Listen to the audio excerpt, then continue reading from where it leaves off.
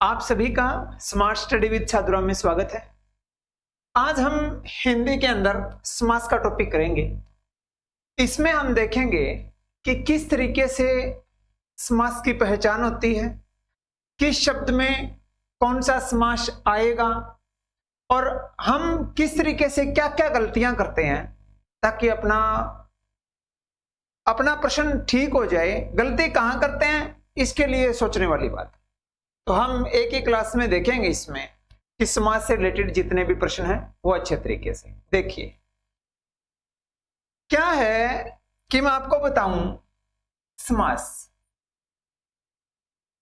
इस समास के अंदर मान लो कई बच्चे ये लिख देते हैं, उदाहरण स्वरूप स्नान के लिए घर,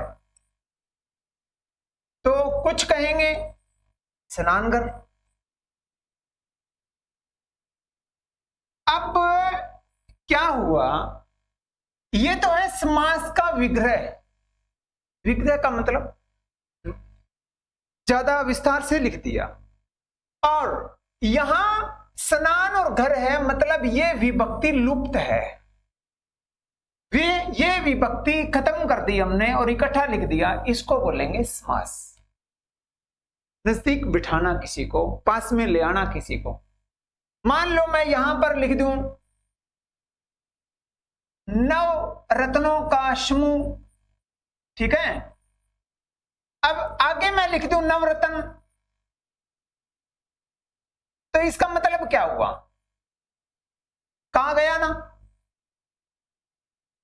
समूह गया ना। अब मैंने नवरत्न सीधे ही लिख दिए, तो इस तरीके से इसको बोलेंगे समास विग्रह, उसको बोलेंगे समास।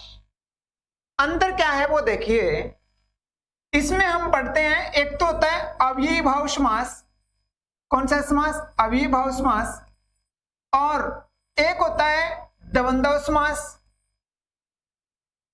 एक होता है द्विगु समास, एक होता है कर्मधारय समास, और एक होता है बहुव्रीहि समास। बहुव्रीहि समास और एक होता है तत्पुरुष समास। ये समास के बारे में पढ़ेंगे इनमें। देखो कई किताबों में तो ये देखो हाई लेवल की बुकों में पढ़ोगे तो उसमें कम वर्णन मिलेगा। कम वर्णन का मतलब होता है भी ये 4 प्रकार के होते हैं और उसके आगे ही इनके सब पार्ट मिलते हैं। तो ये प्रमुख रूप से मैं इनका सीधा बताऊं भी इसकी पहचान क्या है, इसकी पहचान क्या है, इसकी पहचान क्या है, ताकि अपने अच्छे तरीके से समझ में आ जाए। देखिए अपना ये पहचान के बारे में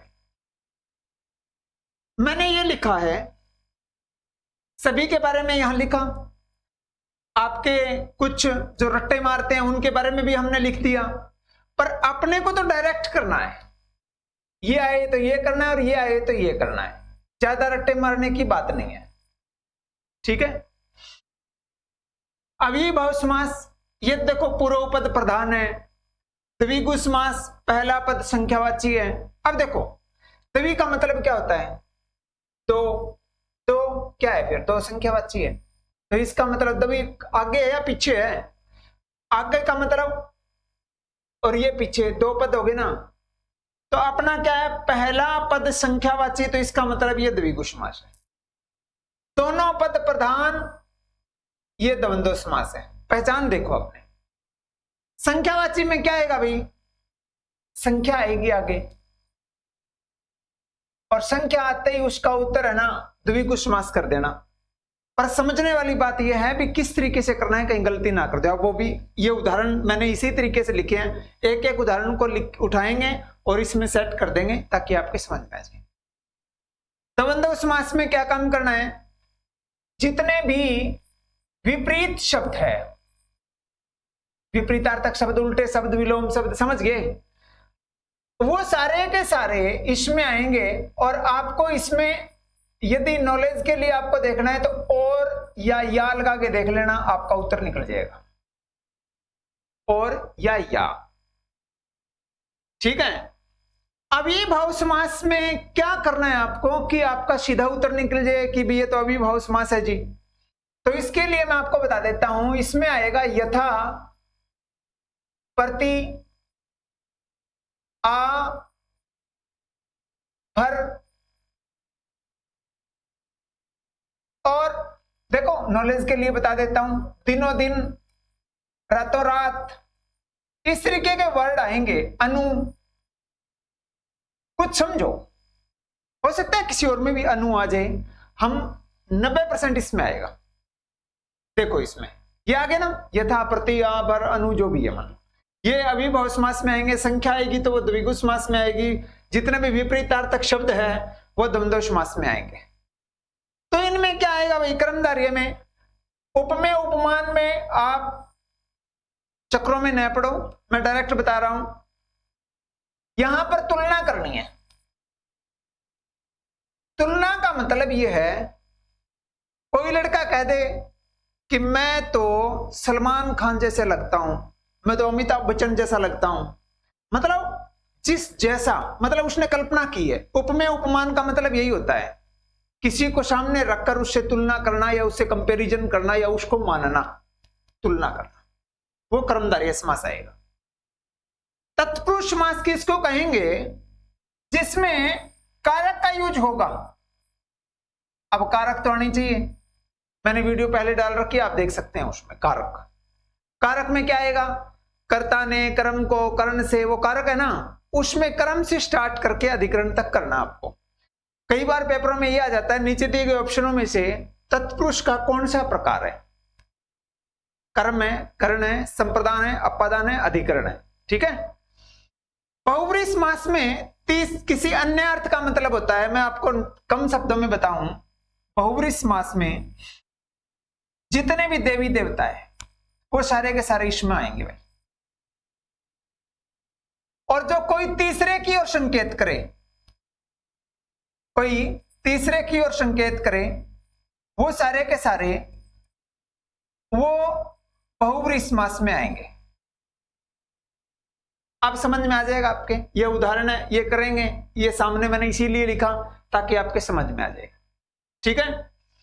और इन उदाहरणों के अंदर देखें, एक एक को उठाएंगे, आप कोशिश करना कि मेरा ये उत्तर है, मैं आपको रीजन बता दें। देखिए ऊपर मैंने लिखा रसोई घर, तो आप क्या कहोगे, रसोई के लिए घर, समझ रहे हो मेरी लाइन। अब रसोई के लिए घर, अब रसोई के लिए घर है तो के लिए क्या है भाई, के लिए तो कारक है ना, और यदि के लिए कारक है तो कारक किसमें आएगा फिर, तत्पुरुष समास में। अब ये तो समझ में आ गया ना पहला, ये लो तत्पुरुष समास। अगला है प्रतिध्वनि। प्रतिध्वनि का मतलब ध्वनि है फिर और ध्वनि है, प्रतिध्वनि। अब प्रति कहां है, ये रहा, और ये किसमें आएगा फिर, अव्ययीभाव समास में। किसमें, अव्ययीभाव समास में। अब देखो भाई राधा कृष्ण आ गया, अब आप कहोगे राधा कृष्ण तो देवी देवता है, इसमें आएंगे नहीं, राधा का ऑपोजिट कृष्ण होता है, राधा और कृष्ण, राधा कृष्ण। अब आप ये कहोगे जी कृष्ण का तो ऑपोजिट है श्वेत, वो कृष्ण श्वेत, और जो आप शुक्ल पढ़ोगे वो एक अलग है। इसमें आप देखें राधा राधा राधा डैश कृष्ण, राधा और कृष्ण, और राधा और कृष्ण किसमें आएंगे, विपरीत। विपरीत कौन सा है, द्वंद्व समास। क्या मेरी बात समझ रहे हो, ये लो द्वंद्व समास। एक और बता देता हूं, संख्या आएगी और समूह का बोध हो, संख्या हो और समूह का बोध हो, वो होता है द्विगु समास। देखो यहां तो 20-25 उदाहरण है, आप अपनी बुक में देखना और इन्हीं को ध्यान में रखकर फिर करना, आप समझ जाओगे वास्तव में सही बोल रहे हो आप। द्वि का मतलब क्या होता है, 25 छोड़ रहा हूं मैं एक बार, द्वि, दो, और दो गु का मतलब होता है गाय, दो गायों का समूह, और दो गायों का समूह का मतलब दो क्या है, दो संख्यावाची है, संख्यावाची है तो द्विगु खुद क्या है, फिर द्विगु खुद द्विगु ही समास है, ठीक है। द्विगु क्या है, द्विगु ही समास है। सत, सत का मतलब क्या होता है, 100 शतक, और अवधि होता है वर्ष, अवधि क्या होता है, वर्ष, पहली शताब्दी, अब वर्तमान में 21वीं शताब्दी चल रही है, तो क्या हुआ, 100 वर्षों का समूह। अब 100 वर्ष का मतलब तो 100 तो संख्यावाची है, तो 100 संख्यावाची तो आपका समूह कौन सा आया, द्विगु समास। क्या आया, द्विगु समास। सत का मतलब 100 होता है, ठीक है। अब देखो महाराजा, अब कर्मधारय में कहा क्या शब्द लगाना है, तुलना करोगे ना, है जो, ठीक है जो। तो महाराजा, महाराजा कौन होता है, तो महाराजा तो वो होता है जो महान है, महान है जो राजा, महान है जो राजा। अब महान कौन है भाई, महान है जो राजा, तो है जो, तो ये आ गया, ये आ गया, तो ये कर्मधारय समास है, ये लो। कौन सा समास है, कर्मधारय समास है, ये लो। आजीवन खोजो इसमें, ये रहा, तो ये अब अभिभाव समास है, अभिभाव समास कर दो आंख बंद करके। आजीवन आए चाहे आमरण आए, आमरण, समझ रहे मेरी लाइन है, कर देना आते ही। अब देखो इसमें क्या है, मैं एक बार 1 सेकंड रुको, इनको साफ कर देता, अपना 25 रोक लेता हूं क्योंकि हमने 25 तो गिरा ही नहीं ना।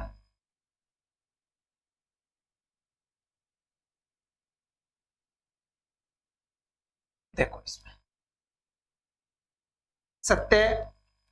सत्यासत्य को मैंने रख लिया 1 मिनट के लिए। अगला देखो अपना यथास्थिति, यथा कहां है भाई, ये रहा, और ये रहा तो अभिभाव समास है, ये तो अभिभाव समास है। अगला प्रश्न देखो, पीतांबर, अब पीतांबर किसको कहोगे, पीतांबर पीले है अंबर जिसके, और पीले अंबर जिसके, अब इसमें 2 बन गए भाई। पीतांबर, वैसे तो पीतांबर आप कह दोगे श्री कृष्ण को, और वैसे सीधा ही डायरेक्ट बताऊं तो पीतांबर में आप देख लेना कि कर्मधारय ना आ जाए साथ के अंदर। जिस तरीके से मैं आपको एक उदाहरण बताऊं, तिरंगा लिख दिया मान लो मैंने, और तिरंगा में कुछ बच्चे कहेंगे जी 3 रंगों का समूह तिरंगा, ठीक बात है, द्विगु आना चाहिए। अब कई बार क्या है, 3 रंग है जिसके,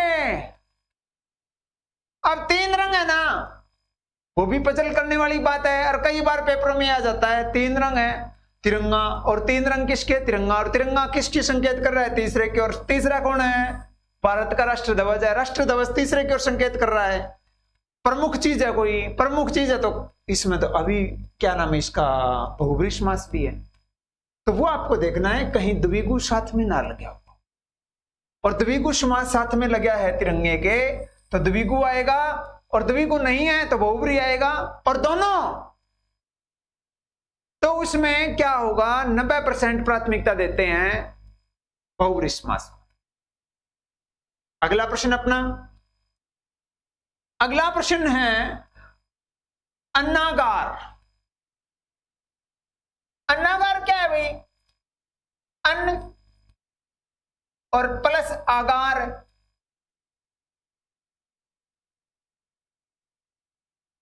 गोदाम, समझ गए, मोहनजोदड़ो में मिला ना, अन्नागार, अन्न के लिए आगार। अब के लिए कहा गया, कारक है, कारक है तो तत्पुरुष समास है। अन्न के लिए आगार, अन्न के लिए गोदाम, ये लो तत्पुरुष समास है। महात्मा, अब महात्मा किसको कहोगे? महात्मा तो कहते हैं महान है जो आत्मा, उसको महात्मा बोलते हैं। महान है जो आत्मा, महात्मा। अब है जो कहां आ गया? है जो यहां आया, यहां आया तो आपका कौन सा हुआ? कर्मधारय समास। कौन सा?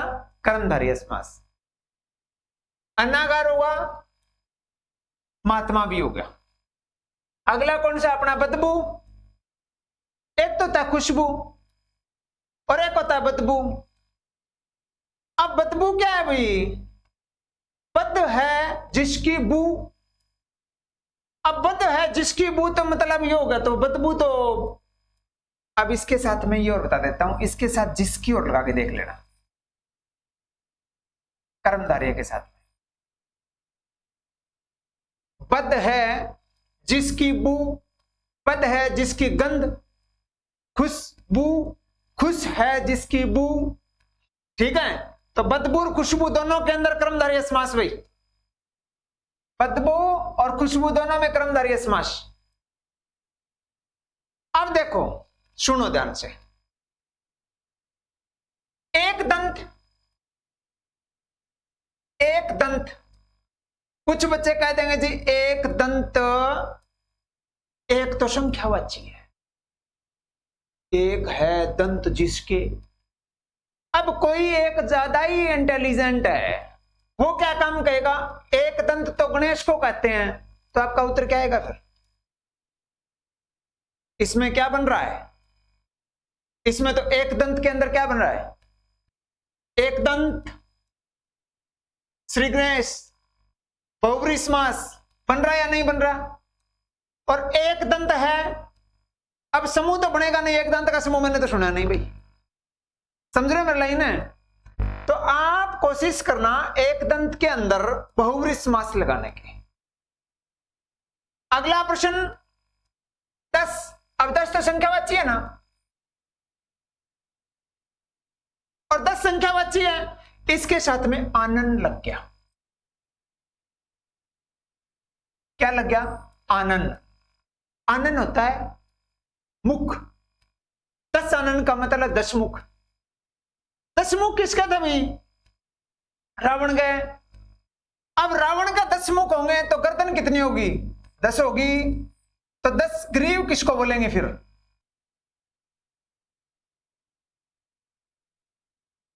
ये लो 10 ग्रीव।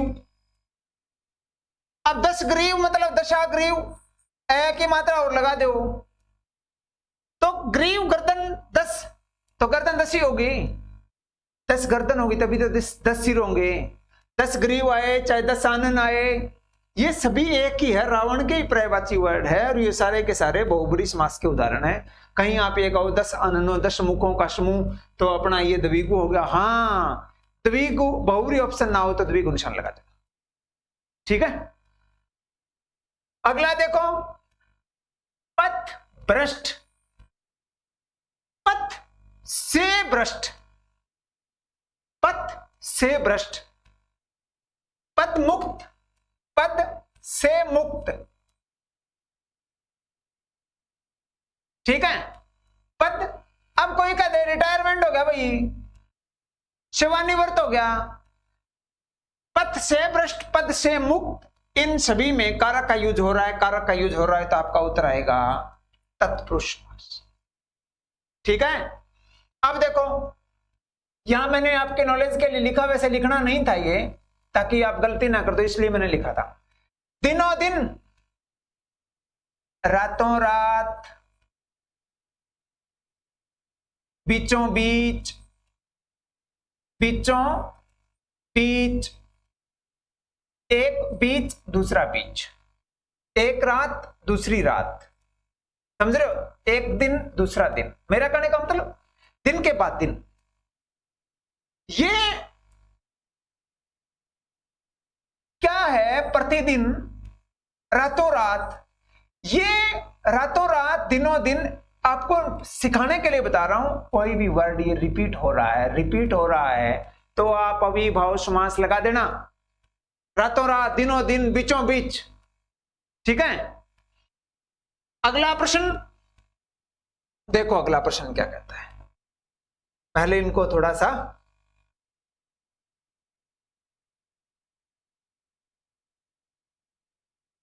पच्चीस,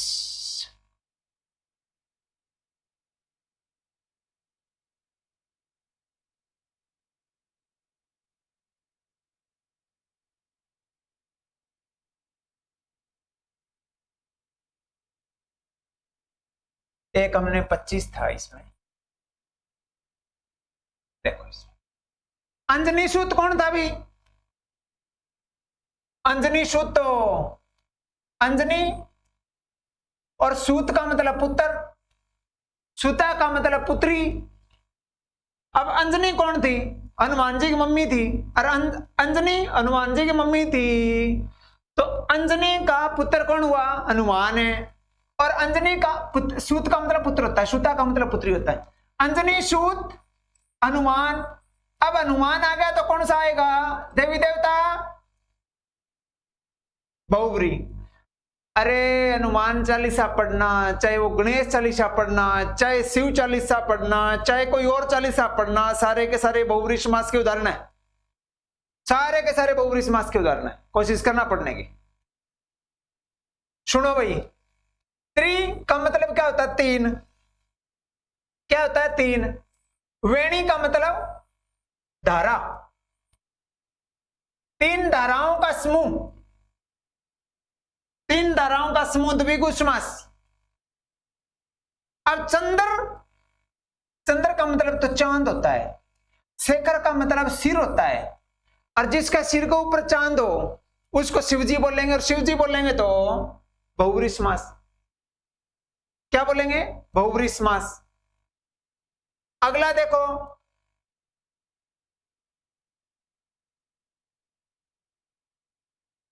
सत्यासत्य। क्या लिखेंगे इसको? इसका वर्ण देखो, टुकड़े क्या करेंगे? सत्य प्लस असत्य, और सत्य असत्य को इकट्ठा करेंगे तो क्या बनेगा? सत्यासत्य। और सत्य और असत्य क्या है? ऑपोजिट वर्ड है। ऑपोजिट वर्ड है तो द्वंद्व समास आएगा। इसी तरीके से मैंने बताया आपको कि यहां पर देखिए, ये धर्म, धर्म में हम अधर्म जोड़ देंगे तो वो क्या बन जाएगा? धर्म मां धर्म, मतलब ये वर्ड बन जाएगा। इस तरीके से इसके टुकड़े करने हैं, धर्म अधर्म। अब मैंने बताया निडर, जो डरता नहीं है वो है निडर। तो निडर बिना डर के, बिना डर के। अब यहां पर मैं आपकी नॉलेज के लिए लिख दूंगा अभी भाव समास के आगे नी शब्द और नी। निडर बिना डर के, बेधड़क बिना धड़क के। निडर कौन होता है? बिना डर के। निर्विकार कौन होता है? बिना विकार के। कौन होता है? बिना विकार के। अब मैंने बिना लिख दिया ताकि आपके नी या बिना लिख देता हूं, आपके समझ में आ जाए। ठीक है, चाहे वो निर्विकार हो, चाहे वो निडर हो, चाहे बेधड़क हो, बिना धड़क के, बिना विकार के और बिना डर के। ठीक है, अब हमने ये कर लिए, सत्य है सत्य कर लिया, धर्म है धर्म कर लिया, निडर कर लिया और बेधड़क कर लिया। 25 रह गया अपना। देखो 25 क्या है? एक तो होता है भाई 25, और एक आ जाए मान लो चौनी अठनी, उसमें क्या आएगा आपका? उसमें क्या आएगा आपका? देखो एक तो मान लो चौनी, एक होता है अठन्नी, और एक होता है आपका मान लो 25, और एक होता है 68। देखो हिंदी की दृष्टि से आप कहोगे ये तो सारे संख्यावाची है, कहोगे आप, पर इसमें थोड़ा सोचने वाली बात यह है, चवनी कहते हैं 4 अन्नों का समूह। क्या बोलते हैं चवनी को? 4 अन्नों का समूह, ठीक है। और अठनी को कहते हैं 8 अन्नों का समूह। 1 रुपए में 16 अन्य होते हैं, चवनी में 4 अन्य, मतलब 25 पैसों की बात कर रहा हूं। 8 अन्नों का समूह, ये समूह की बात चल रही है तो आपका उत्तर आएगा द्विगु समास। मेरी बात समझ में आई आपकी? और यदि इनको कहूं मैं 25 और 68 को, तो इसमें हिंदी इसको कहती है 25 को 5 और 20, और 68 को कहती है 8 और 60। समझ रहे हो मेरी लाइन? 8 और 60, 5 और 20 और 20 और 20, 60, 8 और 60। समझ रहे हो मेरी लाइन? तो इनमें क्या आएगा? द्वंद्व समास, और ऊपर वाले में क्या आएगा? द्विगु समास।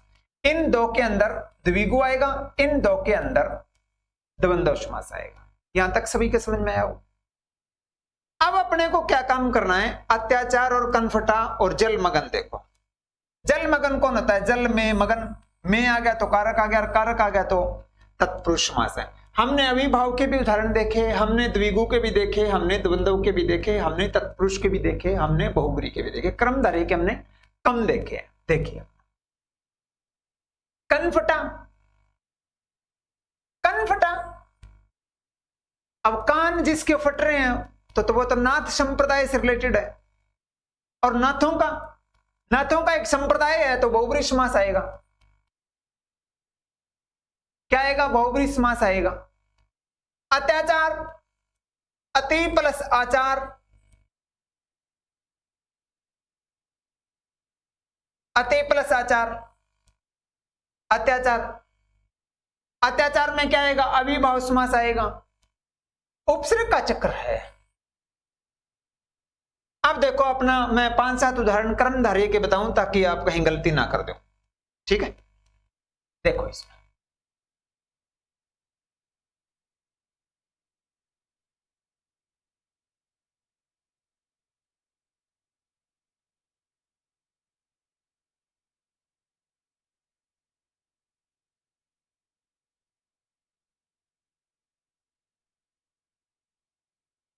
नीलकमल,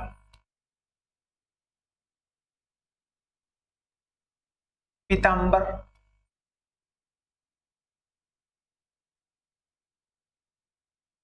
मीनाक्षी,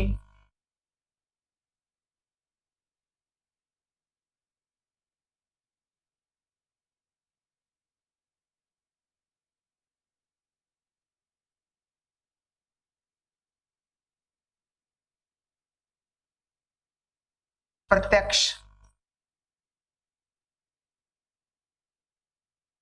ये देखो आप, इसमें अपने को क्या काम करना है